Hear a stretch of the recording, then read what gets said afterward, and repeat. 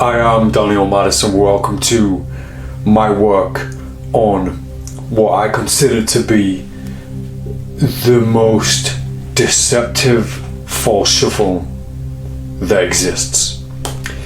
This is as good and as pure and as beautiful as deception can be. This is a deck of playing cards that appears to be shuffled in the fairest fashion ever, yet it retains its entire order. The deck is split in two, the two halves riffle together, they cascade to become one again. It looks like they've mixed one for one or thereabouts, and then as soon as those cards cascade and land together, the deck is instantly back in its original order. My work on this, I studied the idea of this and came up with my solution to this many years ago. I'd say a good 20 years ago. I was about 16, 17. I was just into the world of deception with playing cards, and this is one thing that I wanted to achieve, and it took a few years to do, and I've been cleaning it up and sharpening it ever since. Now, that's not to say that you're going to take the same amount of time, because I'm going to condense everything that I know about this into this masterclass so that anybody who hasn't even touched a deck of playing cards before can pick this project up and learn how to do this. I'm going to try and make learning this as easy as possible and cut out all the things that you don't need to hear and keep the things that are vital. I don't want to distract you with things that don't really mean anything or matter. There are a lot of people who have approached this problem in deception, and there are a few solutions out there which are great, which I'm going to talk about a lot. My solution to it, there's one difference, or there are two main differences. The first one being that when you split the two packets in half, it is more or less half.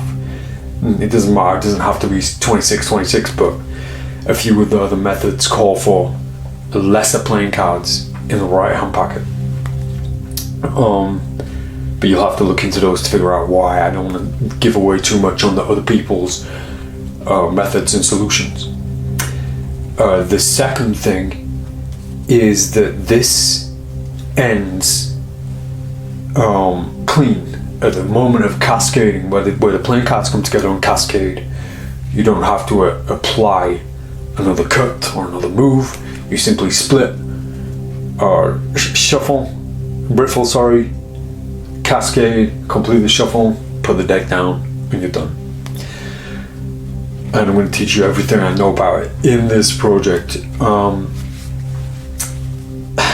At the end, you can put it down cleanly at the end, and it couldn't be simpler. There are no ways, I believe, to make this simpler. Now, one of the big things, that misconceptions in deception with playing cards in general, is people trying to develop or collect moves that are completely angle sensitive free, if that's the right way of putting it.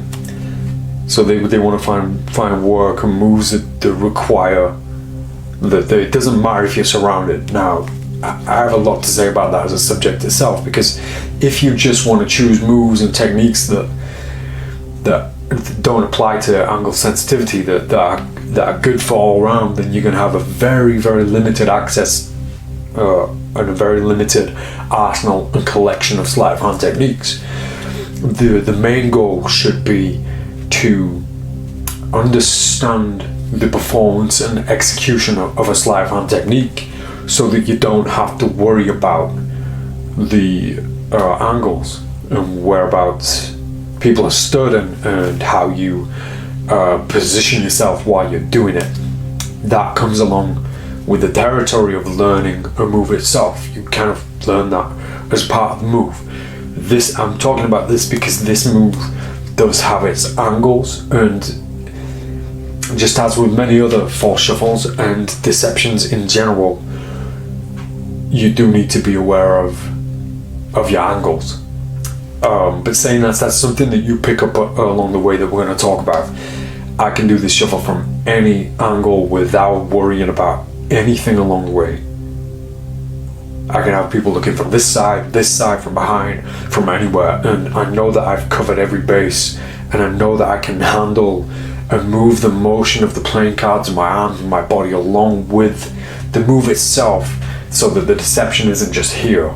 It isn't just here in my hands, but it's in my arms, my body, my psychology, the story itself that's being told when you're shuffling. All that's going to be covered all the way up until the very end, where we make this look like the cleanest shuffle ever and the fairest shuffle ever. It leans into my dirty bastard theory, the soap theory, in a huge way, which is another important note about the deception itself and why it makes this move different from the other solutions that are out there, which I praise and which I will praise in this project. So with that introduction in place, all you need, deck of playing cards, pair of hands, and a little bit of time. Let's get started on my work. This is the masterclass for the false in the hands riffle shuffle.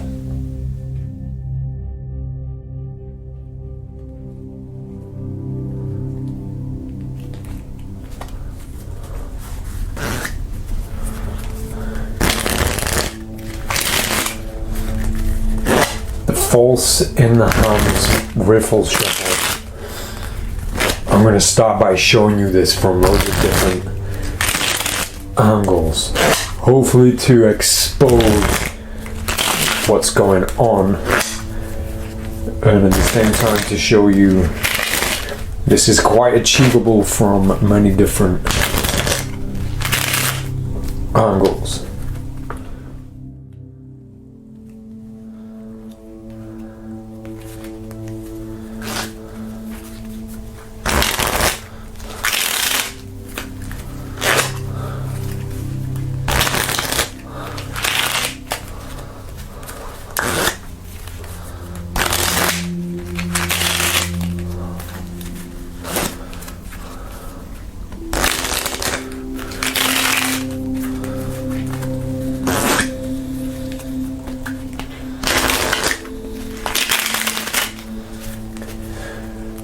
The false in the hands riffle shuffle.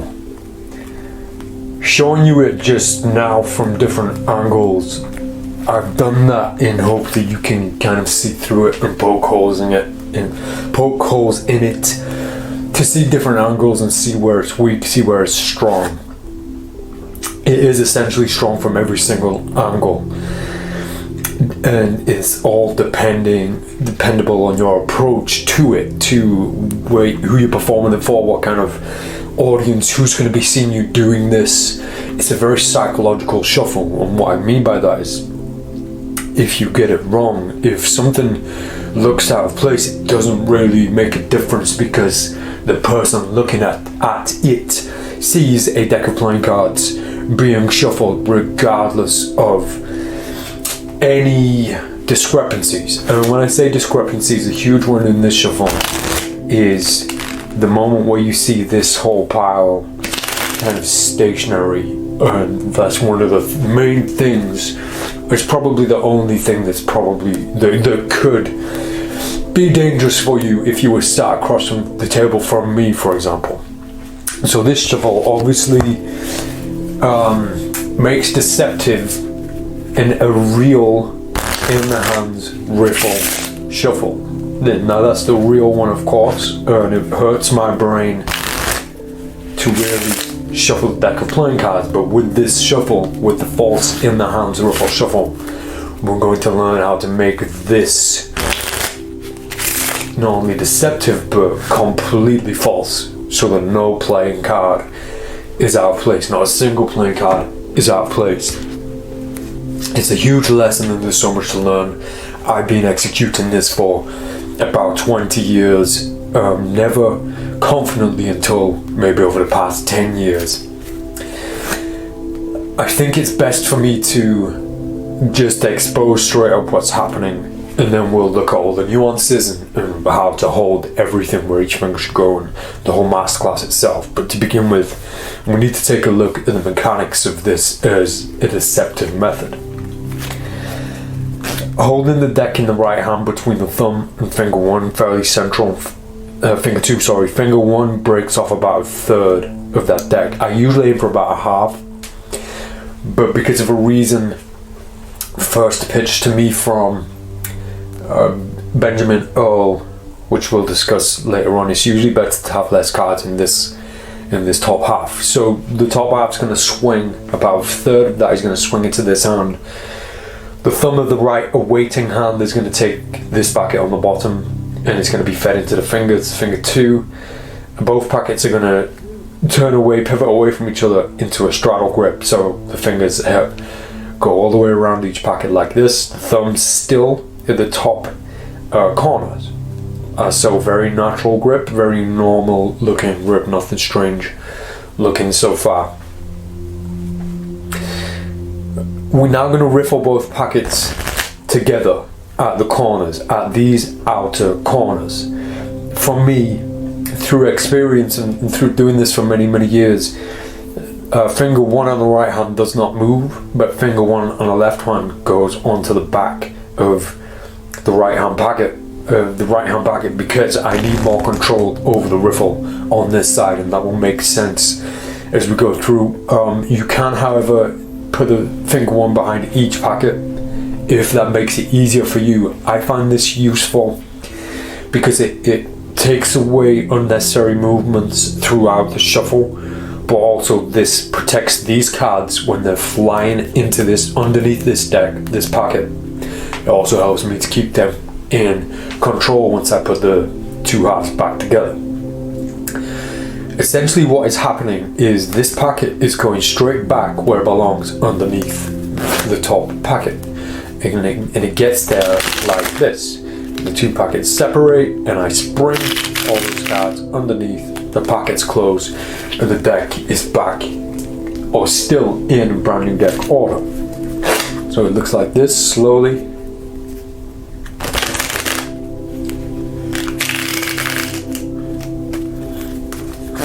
Once again,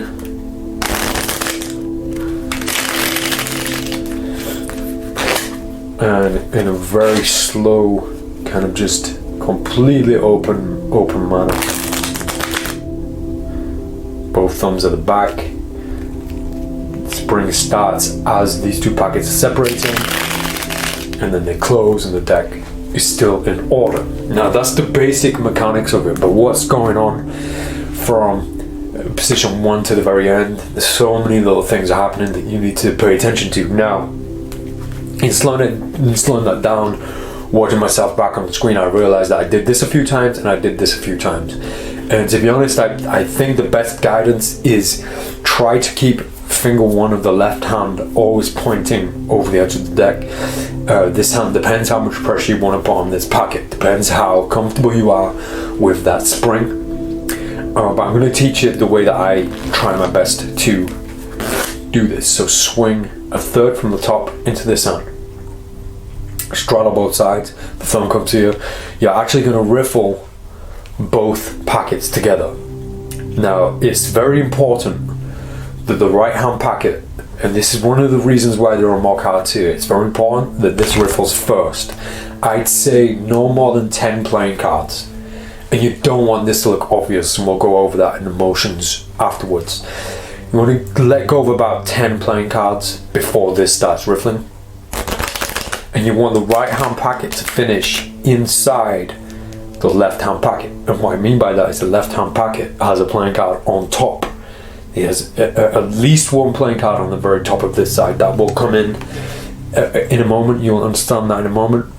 So now I'm in this position and I'm at a fairly weird angle, and the thumbs at the back to separate these piles.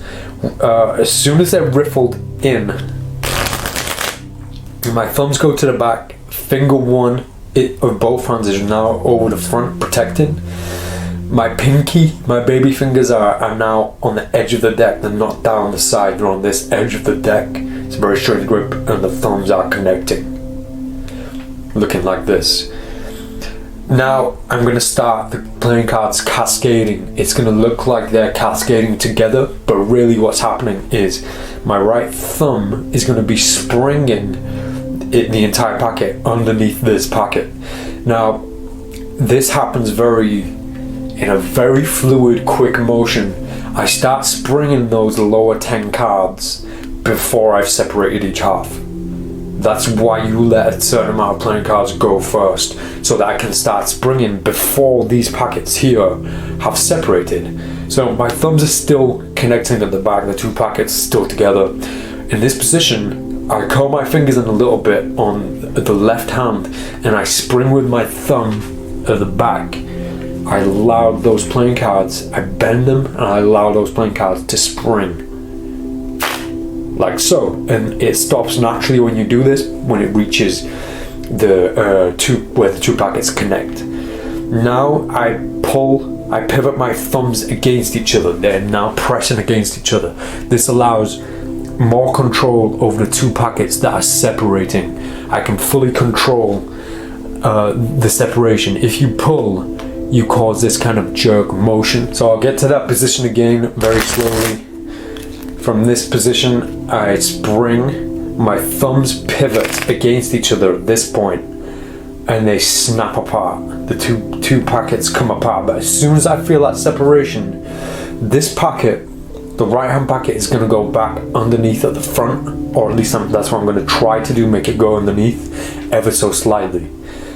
Now I'm allowed to spring these cards with my thumb, like so, all underneath. My thumb moves towards the back to move out of the way as this packet, the right hand packet, falls on top. And that's where you end the shuffle. Once again, I'll run through that pretty quickly just so that we can recap. A third into this hand, I riffle with the left hand packet first. I finish with the left hand packet. I begin to pivot as I start springing with the right thumb. This packet now goes back underneath, and I continue the riffle. This falls on top, and I'm finished. I'll do that quickly, trying to expose everything.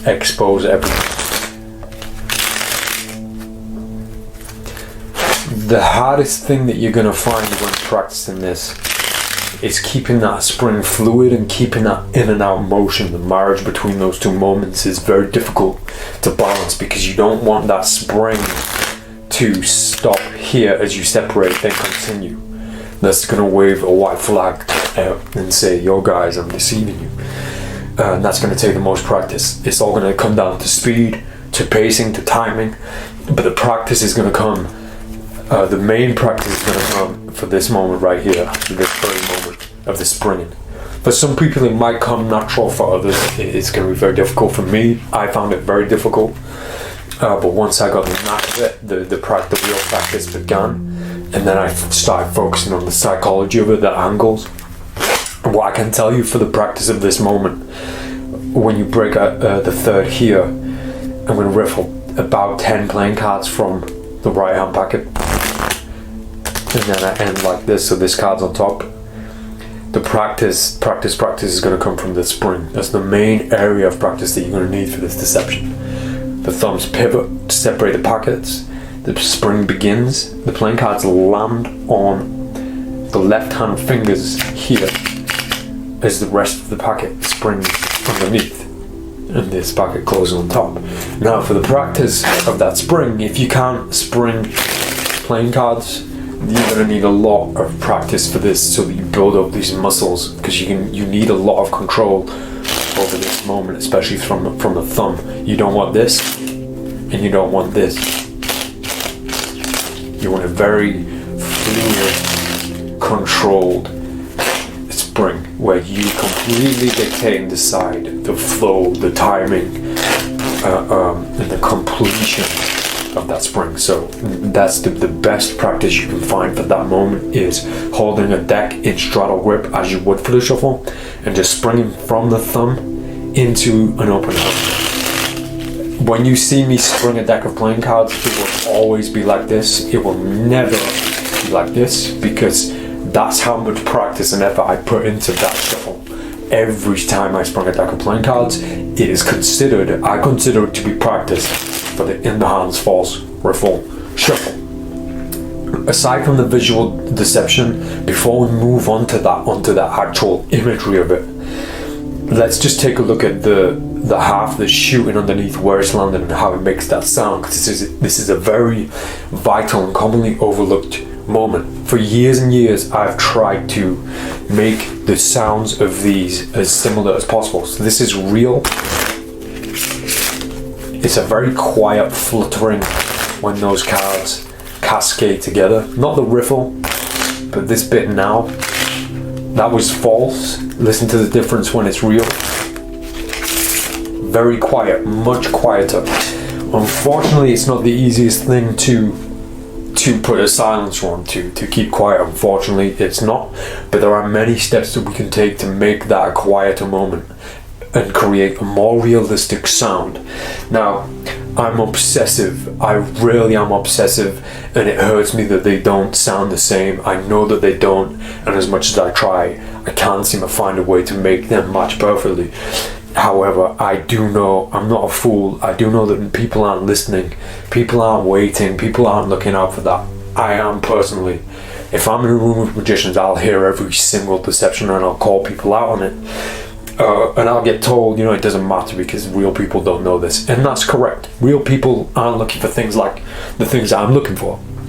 I was once with Dan and Dave Buck and Doug McKenzie, and Dan and Dave were practicing a false shuffle behind us, not near us. We couldn't see it.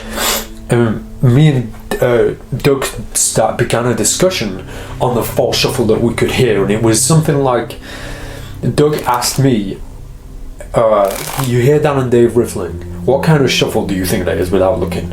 And we were guessing which false shuffle it was, and Doug got it right. And then it started this whole topic about the sound of a shuffle. You can identify a false shuffle by its sound, and you can identify this false shuffle by its sound. So pay attention to the way that this sounds. That flutter, that kind of, the volume comes from one thing and one thing alone, and it is the sound of these playing cards hitting the face of the nine of clubs. Watch and listen. They hit the nine of clubs about here and then slide down into the hands. Now, to combat that sound, this is what I try to do, but it compromises the visuals of the flourish, of the shuffle, sorry. Notice the difference? You still get that snap, it's a little bit quieter, but the shuffle looks different. It looks like I'm trying too hard out of something. It looks like I take on this robot kind of stance because I'm thinking about that one moment way too much. And even when I do make it that fraction quieter, which satisfies me, I kind of lose out in the visuals of this deception. All I can tell you is the best place to aim those springing cards is towards the fingers as much as possible. So you hit the fingers, and the rest of the cards on top hit this playing card as low down as possible. So the hits make that snap sound, and then they land making that flutter sound. If you do this, if you aim higher up, you get a louder sound. It is a very similar sound, but it is louder because you have more place to echo. If you straighten this packet up, let me straighten it. If you straighten up here and it's not even bent, you get this sound. It had more of a higher pitch, but it's more of a swish where those cards are being forced down towards the hand more sharply. Let me try and do it. It's difficult to slow down this deception.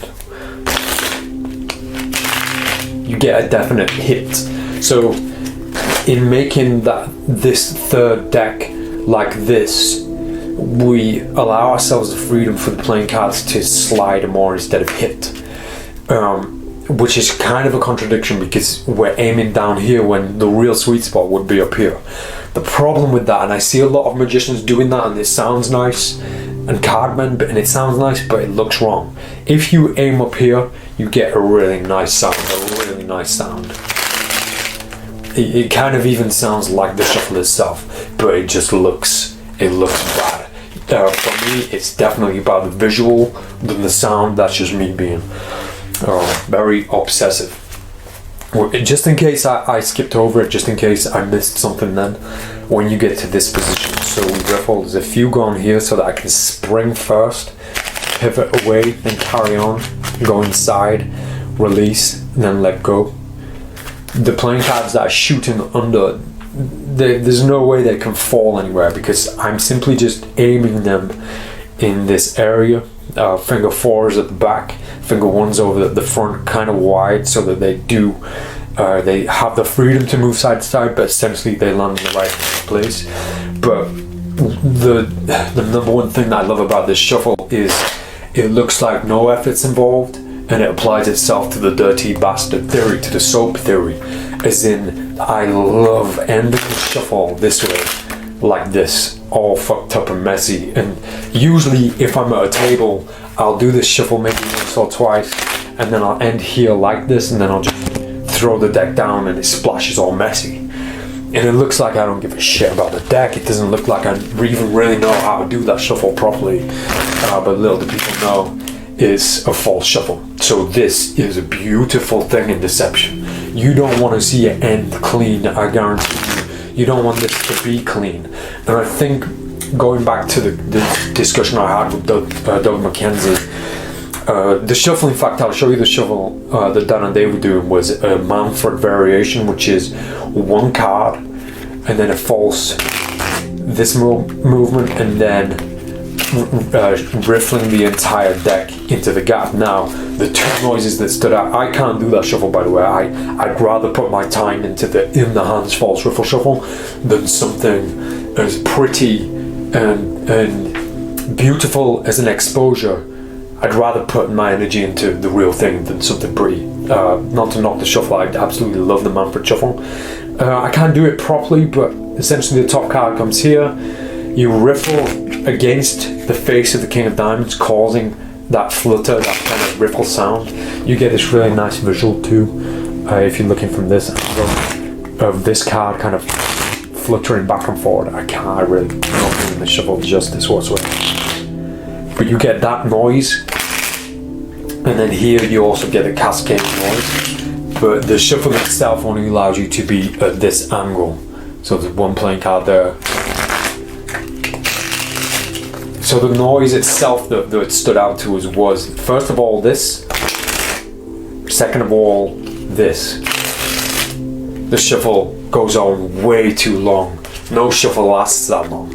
If you listen to the ITR shuffle, it's over in half a second. The Manfred shuffle is riffle,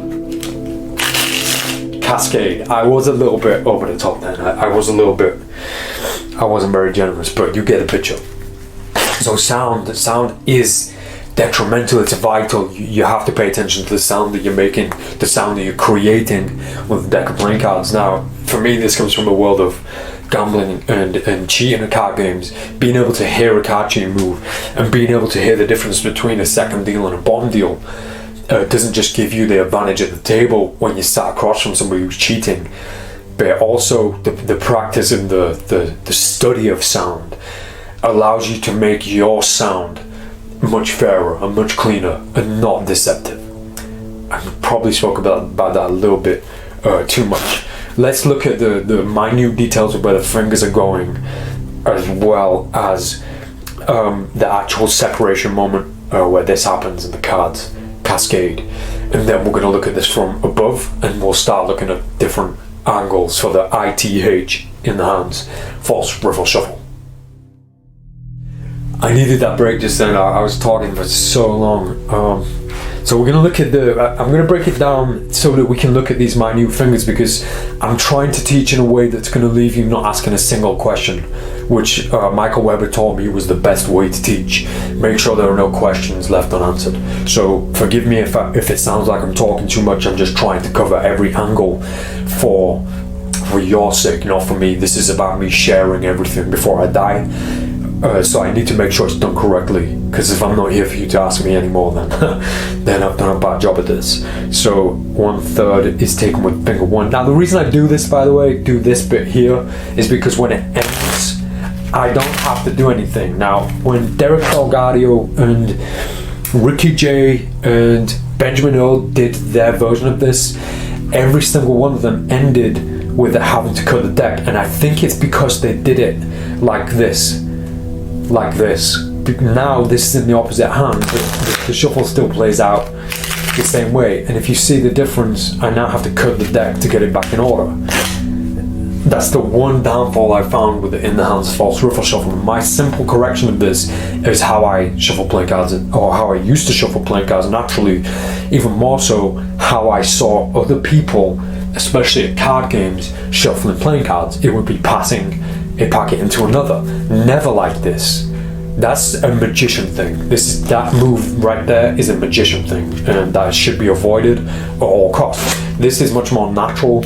I know that normal people can't pick a deck up and have the dexterity to do this swinging motion, but they do have the ability to pick it up and separate like this, and it doesn't look unnatural. Even the flourish of doing that, it doesn't look unnatural because it's instantly taken away by the shuffling stuff. It just looks like the motion of the shuffle. It's part of the shuffle. I've never had a problem with that. I've never seen it as a problem. Whenever I see somebody doing this, I know that they've had experience with playing cards. I know that they've had experience shuffling playing cards as magicians, or at least for trickery, or with that in mind. So I avoid that. So I cut the top third, swing, taking this hand, straddle so that everything's protected. Finger one goes on the back. I bend each packet. Now this one needs more control than this one, because this is the one that's going to be sprung, but you want to aim for as much of a 1-for-1 that you can get. And what I mean by that is one on each side. So it's almost like a perfect riffle. If it is ever a perfect riffle, then well done, but also shame on you, because that makes you look like you've shuffled playing cards for your entire life. I do my best to get a good riffle, but one that isn't perfect. And a lot of people try and call me out on that and tell me that that's an excuse for my sloppiness or for me not practicing enough. The last people to do that, Steve Forte, Jason England, Michael Weber, they didn't believe that I could do what I was doing because I wouldn't be handling playing cards so messily. And then I sat down with them and then I showed them what I could do. And when the EXM happened, Ernest by Madison, all the people who came hating me and trashing me, all the big names that trashed me online publicly, they did that before watching the project. Once they'd watched it, they came back and every single one of them gave me a personal apology. Not one of them gave me a public apology, which was fucking bullshit in my opinion. But what I'm getting at is this isn't a cover-up. Saying the dirty bastard theory is not a cover-up. It's a skill, it's a precise skill that I'm obsessed with, and I implore you to become obsessed with the same way of thinking. You want your playing cards to look messy and scruffy. You want to look like you've never touched playing cards in your life. I've been handling playing cards over half my life, and I believe that I'm an expert at looking like I have never handled playing cards. I implore you to please take on the same thing. So a third, the riffle. Notice this happens for me very naturally. Here I now only have 3 playing cards, so we're going to review this because it's not going to affect my shuffle. All that matters to me is that at least 1 playing card went there and at least 1 playing card landed on top. For me, because I felt only a few playing cards go on the bottom, that helps me decide how the shuffle's going to go. So now I know I need to separate at the same time as shuffling, so I can't do this head on. I can do it head on, but I have to compromise.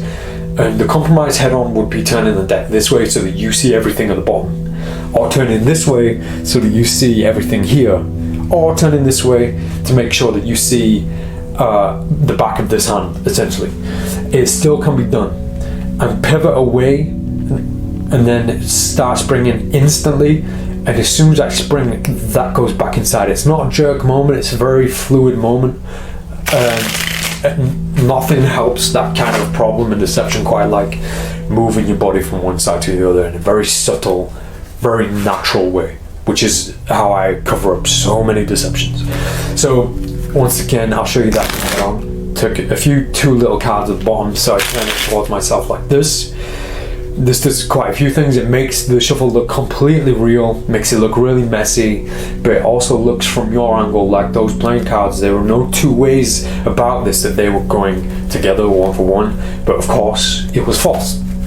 I try not to do this too much, but for anybody learning, that is a really good, powerful way to hide the shuffle. It also offers a level of psychological trickery in that the audience, the participant, the people watching, they feel like they're seeing things that maybe they shouldn't necessarily be seeing, or that it looks like they're seeing a lack of control. They're seeing the playing cards going together. They're seeing the bottom card. There's a great secrecy in Magic about always keeping the cards, the back of the cards facing the audience, so that the faces of the cards are never seen. And it's not just a psychological trick, and it's not just a psychological thing. This what's the word I'm looking for? Unconscious. The magicians, when trick decks are in use, they don't want to flash cards. If this bottom card is controlled, which it is in this case, we don't want to relay that to the audience. So it's dangerous from that point of view for us, but for the audience, being able to see playing cards during the shuffle, it's just a little psychological tip to allowing them to feel comfortable with you, allowing them to view you as a trustworthy person who isn't really trying to hide the bottom card. In this case, you are, because if you do the shuffle a few times and they keep seeing the bottom card is the same, then you're flashing red lights and you're saying, yo, look at the bottom card. Man, I'm talking for a while here, but I'm sure it's all important stuff. So from here, from that moment of cover up, you simply go from this, start springing, and then turn upwards, so that all you see is the springing of this hand. At the back, this hand doesn't need to move anymore because it's out of sight until the very end, when I can put it down and then put the deck down. This is one good way of, if you want to put the deck down face up after the shuffle, that's a good way of doing it. Whoa, good catch. It's a good way of doing it because it takes that natural motion in the shuffle, and then you put the deck down like this. So if you're going to be putting the deck down face up after a shuffle, that's a really good direction to take. From here, turn the deck face up and then put it down, so it looks like there was no control whatsoever, no separation whatsoever, and the trust value is there, the trust element is there, because they can see not just the bottom card, but some of the cards sticking out as well. For me, I try to make it look like I'm not hiding anything. Obviously, with deception, that's the main goal. And this can be done quite openly because it doesn't stop. There are no moments where you pause. It happens from start to finish. But there are certain parts of this that give away that it's false. I want to show you what I mean by the top playing card of the shuffle. If I take away a third riffle at the corners, I always leave the left hand packet on top, so that when I shuffle like this packet goes inside, like so. And if you look at this on top while I'm shuffling, naturally that's the top of the deck, naturally. Now for that to make more sense, I'll get this wrong now. Now I've got the wrong card on top of the deck. Now watch what happens if somebody was watching this. This strange thing happens where the top card was taken out and it went in the middle. It is such a bizarre moment, and I've seen magicians and card men not thinking about this, not taking note of that and doing that, and all of a sudden, in fact, let's turn the top card face up to shine a light on this. The card goes inside, so we know it belongs inside this shuffle, yet when I execute this shuffle, why the hell does it end up on top? It doesn't make sense. Whereas if we do this for real with that being the top card, with this being the top card, when I come to this angle, it ends as a top card, and the deception is safe from speculation. Now, as with most deceptions with playing cards, there's no such thing really as the perfect deception. There's no such thing as the ideal deception. There's always going to be challenges along the way in terms of how you hide that deceptive moment. Even in the cleanest deceptions ever, there's always going to be moments that need little love, tenderness, and extra attention. In this case, the big moment is that separation and that riffle, and hiding that, because this is one of those things that happens right in front of somebody, and it's not hidden really. When you think about this, when you slow it down, when you study it, it's not hidden. It happens right in front of them. The deception happens right there, and if somebody watched close enough, they would probably see it. One of your biggest friends, one of the things that's going to help the most at that deceptive moment is your body language, is the way you present yourself, the way that you're moving, paying attention to the eye line, to where people are looking. As much as you can direct somebody's attention as possible, the same applies to every single deception that you're going to do. Obviously, if nobody's looking at the deception, you're going to get away with it a lot more easier, but that's not a cop-out. We don't want to cop-out. We want people to be eyeballing the deck, and we need to always act as if they are. One of the biggest ways to not run away from this and not try to hide from the deception, but one of the ways to kind of back yourself up and protect yourself is in that body language, is in moving. Now I've found that the simplest of movements can hide and make this shuffle look completely pure, natural and real, even when experts look at it. And the thing that needs to be hidden is that separation and is that riffle. And it can be hidden in a very simple idea of moving from here to here, or from here to here, or here to here. And like I did right at the beginning of this project, I showed you this shuffle from different angles. One thing I missed out is the shuffle in action as it's moving. Nobody can predict that when you start the shuffle here, it's going to end here. So their eyeballs need to catch up. So their vision needs to catch up. So as soon as you move here a fraction, their eye line is still here, and it has to catch up. So it creates that blur, that kind of unknown moment where they couldn't keep trace, because you could go from here, and you creating this sense of dizziness, and it's such a subtle thing, but it's enough to cover up the deception. I'll show you what I mean by this.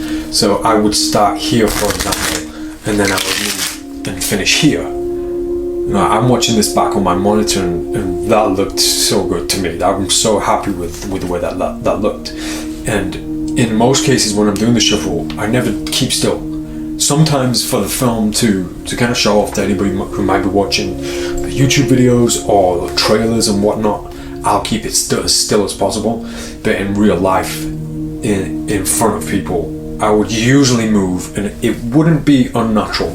So I wouldn't just be silent here and then go like this. It wouldn't happen like that. It would happen in I have a very kind of relaxed kind of attitude and demeanor, is that the word? Presence, where I'm moving around and I'm not really giving a shit about the deck. I don't really care too much. So when you see me shuffle, it kind of matches in with my way of just being in my presence itself. So I don't really care too much about the deck. So the moving from this side to this side, it's all very kind of acceptable and reasonable. One of the good things about this shuffle, for me, I always try my best to give the deck up as much as possible. Now that might mean putting it on the table or giving it to somebody. If I know where the deck's going to end up, let's say in this situation right now, the deck is going to end up from my hands to the table just here, just out of shot. Now, I know that journey before anybody knows what I'm going to do. I'm not going to tell you I'm going to shuffle the cards and then put the deck down. That's in my mind. So your eye line watching these playing cards, you don't know that's going to happen yet.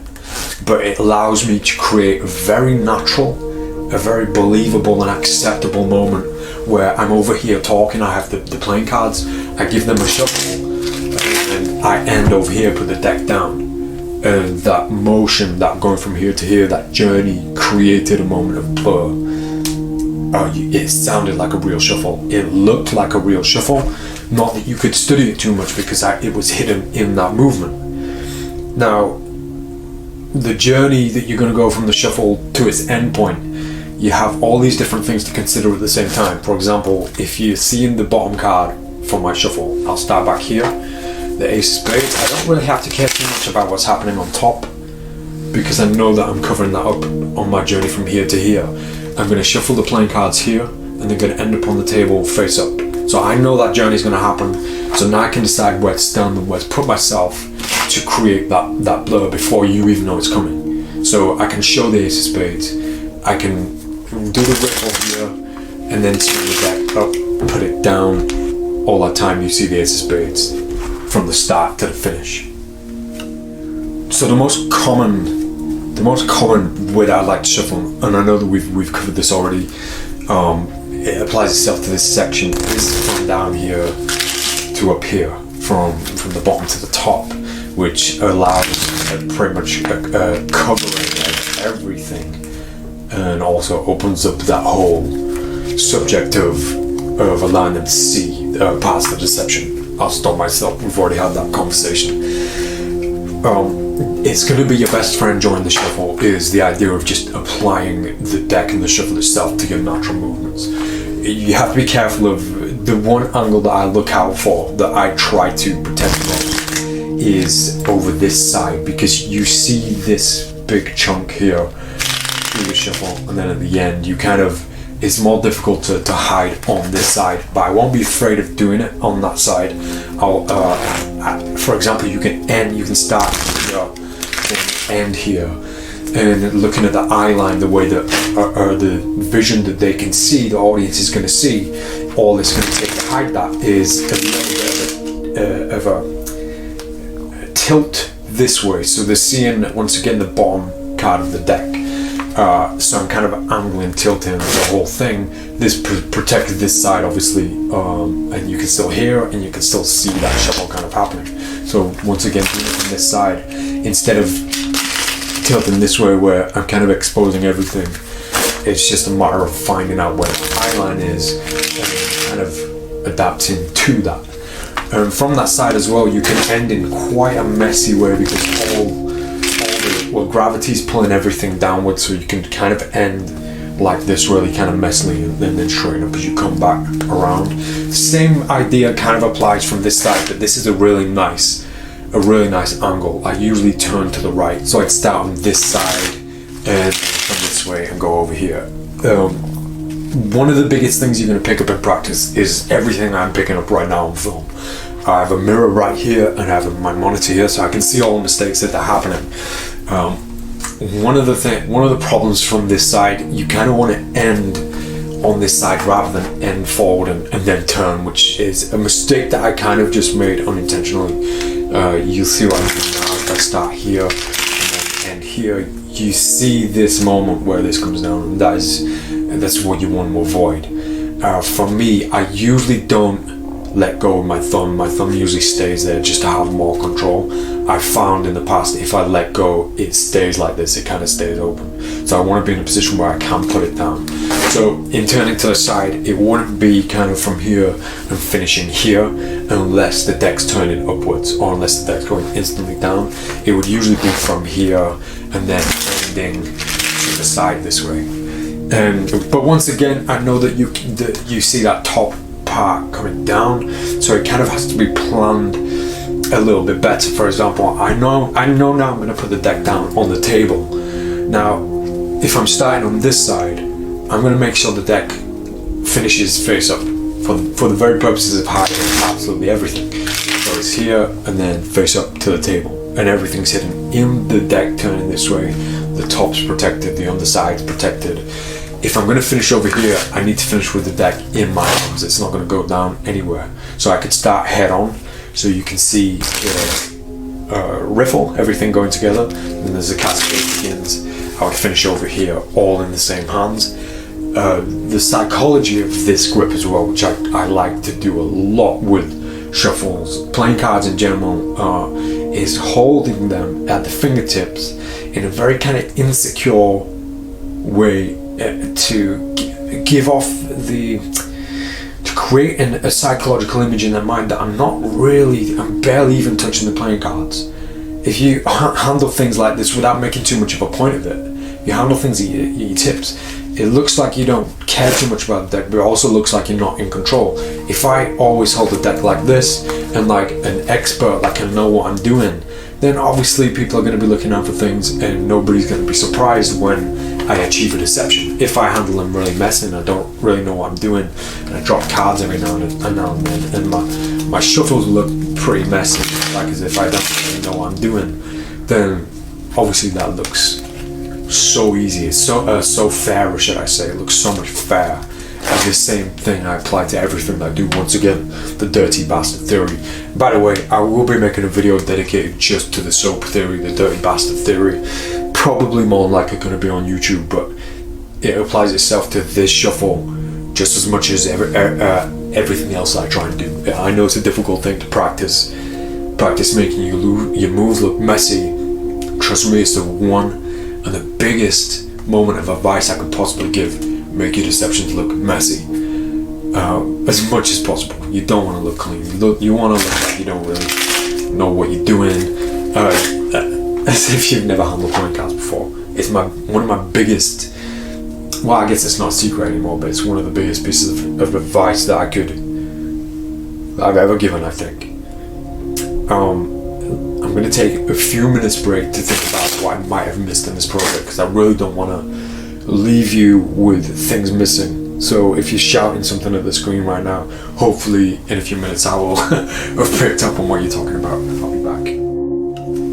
So I think our main discussion here needs to be basically practice. Obviously practice is the biggest and most, I guess it's the biggest struggle in deception, in what we do in these things.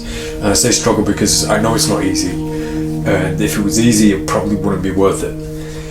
Practice in front of a mirror. Don't ever practice without being able to see what you're doing. I don't like to advise filming yourself and watching back, because you don't really get a true reflection. And looking back on something from a very specific angle, you watch it back in a different environment and a different angle, so it's difficult to adapt and judge. You need to adapt instantly, and the only way to really do that efficiently and correctly is in front of mirrors. I surround myself with mirrors. I've got a whole room full of mirrors because I'm constantly practicing. I'm never not practicing. You'll never be an expert. You will never be an expert. Don't try to be an expert, but the journey in that process of, I guess saying don't try to be an expert is wrong. By all means, try to be an expert, but just know that you're never going to get there. And although that sounds negative, it's actually really positive sentiment, because if you don't try to get it, then there's no point in trying. And if you know you can never be an expert, what's the point in trying? What's the point in trying if you know you're never going to be an expert? But it's along that journey that you're going to create the best possible version of the deception that you can. I don't feel like I'm even finished and ready with this shuffle with my thoughts on the false in the hand riffle shuffle, but after almost 20 years of doing this, and with life's a funny thing, I don't want to leave this, but I don't want to take this with me. I want to share my thoughts on it, at least for now. So all that being said, if I did miss anything out of this, I don't think I did. You guys can reach out to me. Anybody who picked this up, you have my details. Slack Club, I'm there for you. I think this is where this project comes to an end. Now, I did have a big exit lined up, a big kind of talking point with the when it comes to practice and when it comes to the angles and everything, but I've covered everything in the project itself, so all that's kind of really left for me to say is mad respect to Delgadio, to Benno, and to the late Ricky J, of course, and to anybody else who has confronted this problem in deception and found a solution. It's one of those things that just like with all deceptions, I don't believe there's anything new under the sun, really. So this is going to be discovered by people on their own terms. And for me, I struggled to share this one and put this one out, but I don't have very long left, and before I'm done, before I go, before I before I execute my final effect, which is the vanishing act, I want to share everything. I want to get everything out here so that I don't take everything with me, and so that the work can be continued.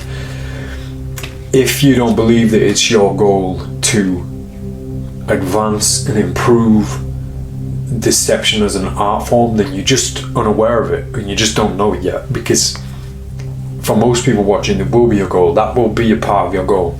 If it's not, it should be. And if you don't think it is, I can tell you, as soon as you demonstrate deception in any way, whether it's a demonstration, expose, or whether it's a trick, you are a representative of deception as an art. So if you introduce somebody new to deception or to what you're showing them, that's their frame of reference. You become their frame of reference.